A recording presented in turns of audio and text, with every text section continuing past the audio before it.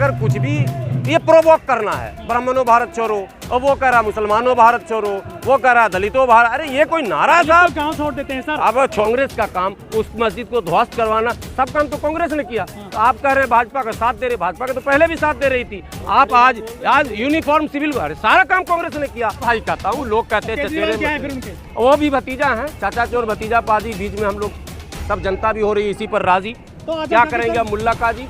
कह सकते हैं आजम खान साहब की करनी का फल है।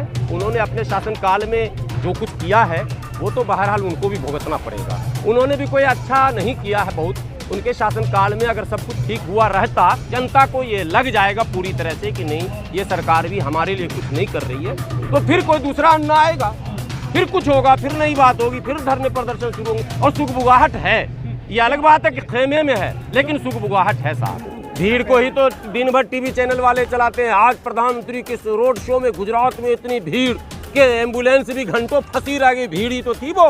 उस भीड़ ने ही तो परिणाम में बदला। हमें 400-800 वोट मिलेंगे और वो आदमी हेलीकॉप्टर से आया और एक बार किया और चुनाव जीत के चला गया। क्या मतलब है भाई? मोदी जी तो हैं, सबकी बात कर रहे हैं, सबका विकास कर रहे हैं, फिर क्यों लग रहा है? हमको लग रहा है कि देश मोदी जी के मन की बात पर भरोसा कर रहा है। दुनिया के, भारत के तमाम तरक्की के मामलों में जो भी सरकार योजनाएं बनाती है उसमें बराबर का अधिकार मिलना चाहिए। अगरा हो, पिछड़ा हो, बैकवर्ड हो, फॉरवर्ड हो, मुस्लिम हो, हिंदू हो, सिख हो, ये मतलब नहीं बनता। आप अगर कुछ भी ये प्रोवोक करना है, ब्राह्मणों भारत छोड़ो, और वो कह रहा मुसलमानों भारत छोड़ो, वो कह रहा दलितों भारत, अरे ये कोई नारा साहब गाँव छोड़ देते हैं सर। अब वही तो मैं कह रहा हूँ, जो दलितों को गांव छोड़वा रहे हैं मैं उसका भी विरोध कर रहा हूँ। मिर्चपुर कांड में अभी तक दलित गांव में नहीं पहुंच पाए। मैं कह तो रहा हूँ कई कांड हैं, एक मिर्चपुर कांड है, बेलसी कांड भी हमको याद है, लक्ष्मणपुर बातें भी याद है, मुजफ्फरनगर भी याद सब हम लोगों से पूछिए ना, चुनाव क्षेत्र में जाइए, आम लोगों से पूछिए, मुस्लिम मतदाताओं से पूछिए, SC मतदाताओं से पूछिए, सुरक्षित सीटों पर पूछिए कि आखिर मन में ये बातें चल। भीड़ होना वोट में तब्दील होना बात अलग है ना। भीड़ को ही तो दिन भर टीवी चैनल वाले चलाते हैं। आज प्रधानमंत्री के रोड शो में गुजरात में इतनी भीड़ कि एम्बुलेंस भी घंटों फंसी रह गई, भीड़ ही तो थी वो। उस भीड़ ने ही तो परिणाम में बदला, तो फिर इस भीड़ ने परिणाम में क्यों नहीं बदला?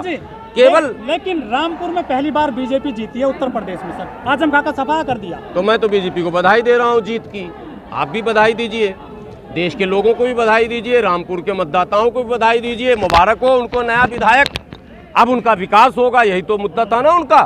बीजेपी कह रही थी पसमानदा मुसलमानों को जोड़ेंगे। चुनाव से पहले उसी रामपुर में एक रैली भी हुई थी पसमानदा की, जिसमें उप मुख्यमंत्री भी शामिल हुए थे, ब्रजेश पाठक जी। पसमानदा की रैली में ब्रह्मन जी आए थे, ये सब भी देखे कंट्रोवर्सी। पहले रैली पसमानदा की है, ब्रजेश पाठक जी आ रहे हैं, और मौर्या जी को आना चाहिए ना, पिछड़े लोगों को, तो आ रहे हैं पाठक जी। पहला तो ये सवाल। उसके बाद पसमानदा, वो 50% प्लस मुस्लिम माइनॉरिटी की आबादी है वहाँ, और उसमें पसमानदा ज़्यादा है, तो आप मुस्लिम पसमानदा को ही टिकट देना चाहिए था ना आपको। आपने टिकट सक्सेना जी को देकर जितवा दिया, और पसमानदा को कह रहे हैं हम तुम्हारे लिए काम कर रहे हैं। अजीब अजीब विडंबना है, और भारत के मतदाताओं की सोच पर भी खूब हंसी आती है। लेकिन कैमरे पर ना हंस सकता हूँ ना रो सकता हूँ। ये तो बंद कमरे में रोने हंसने की बात हो गई कि भाई ऐसे मतदाता जिनके सामने खुली किताब हो, और उसके बाद वो इस तरह से वोटिंग कर रहे हैं। क्या वोटिंग पैटर्न अगर देश में ये रहेगा तो कोई व्यक्ति बचेगा क्या समाज की बात करने वाला, कोई देश की बात करने वाला, कोई गरीब की बात करने वाला, कोई यतीम की बात करने वाला, कोई मजदूर मजबूर की बात करने वाला, कोई मजलूम की बात करने वाला? कहाँ मिलेगा आपको ढूंढने के बाद? जब इस तरह की माइंडसेट आपका बनेगा, ऐसा पैटर्न आप वोटिंग का बनाएंगे, जहां खून पसीना हम एक कर देते, जहां रात के 12-12 बजे तक हम लोगों को समझा रहे हैं, वहां हमें 400-800 वोट मिलेंगे, और वो आदमी हेलीकॉप्टर से आया और एक बार किया और चुनाव जीत के चला गया। क्या मतलब है भाई? मोदी जी तो हैं, सबकी बात कर रहे हैं, सबका विकास कर रहे हैं, फिर क्यों लग रहा है? हमको लग रहा है कि देश मोदी जी के मन की बात पर भरोसा कर रहा है, इसीलिए वोट का जो ये तरीका है, तो अब मन की बात उनका असर कर रहा है। लेकिन रामपुर में नवाबों से सत्ता चली गई सर। नवाब सत्ते में थे ही नहीं साहब। आजम खान नवाब नहीं है, नवाब तो कांग्रेस के थे, बेगम नूर मानो। रामपुर को आप पहले समझिए। क्या बीजेपी की? नहीं, नवाबों से तो आजम खान ने छीना था। आजम खान के पिताजी उसी नवाब के दरबारी हुआ करते थे किसी जमाने में। अब आजम खान से अगर छीनना था तो किसी और पसमानदा मुसलमान, दलित मुसलमान को दे देते आप, किसी मंसूरी रायन को दे देते, वहाँ बंजारा बहुजारा को दे देते आप।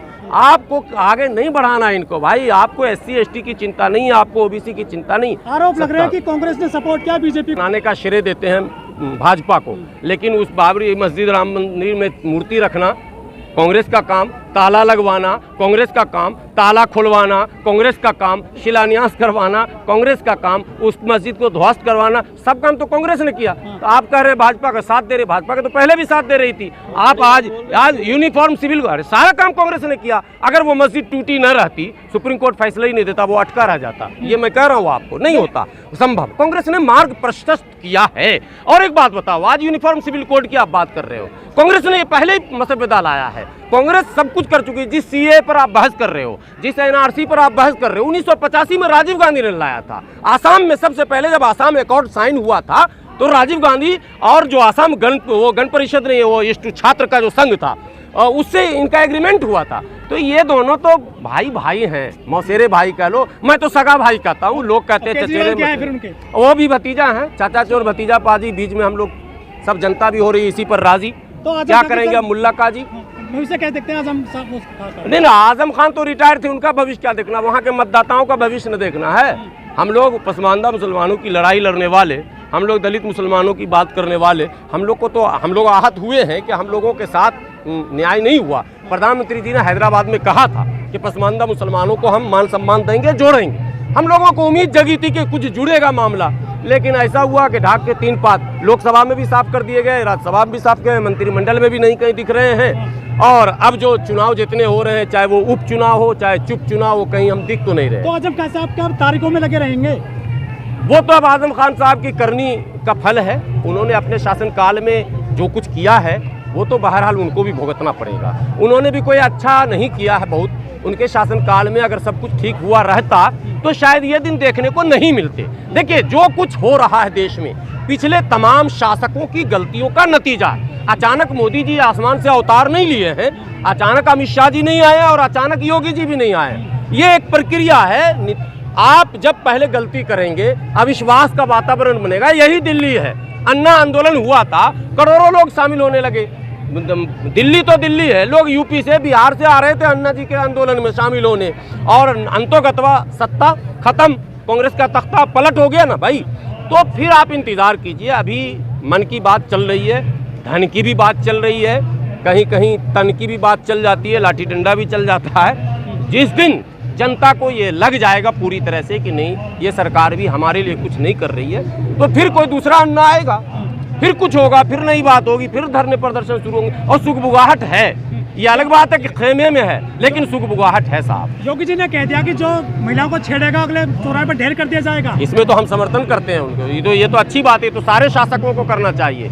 महिलाओं को कोई छेड़े, झूठ कोई बोले, चोरी करे, बलात्कार करे, लूटे, हत्या करे, इस तरह के खिलाफ। अरे मैं कह रहा हूँ, जो भी गलत चीज है जिसको समाज स्वीकार नहीं करता, समाज जिसको अपराध मानता, गलत मानता, अगर सरकार उस पर सख्त होती है तो सरकार का समर्थन करना चाहिए।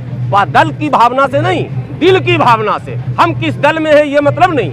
अगर मोदी जी भी सही काम करेंगे तो समर्थन करेंगे। योगी क्या? अरे फिर वही बात, जो काम सही है उसका समर्थन, जो काम गलत है उसका विरोध होगा साहब। यही मेरी नीति है, यही मेरा रूल है, यही मेरा अंदाज है। और मैं देश के तमाम लोगों से कहता हूँ, दलगत भावनाओं से ऊपर उठकर, धार्मिक भावनाओं से ऊपर उठकर, जातिगत भावनाओं से ऊपर उठकर, भाषाई भावनाओं से ऊपर उठकर, सच को सच, झूठ को झूठ, सही को सही, गलत को गलत, अच्छे को अच्छा, बुरे को बुरा, ये कहना सीखिए। बस समस्या का समाधान होने लगेगा। अगर आपने सच को सच कहना छोड़ दिया, आपने झूठ को झूठ कहना छोड़ दिया, आप सत्ता से डर गए, आप अगर ताकत से डर गए, आप किसी दबाव में, लालच में आ गए, तो आप फिर समाज सेवी नहीं है।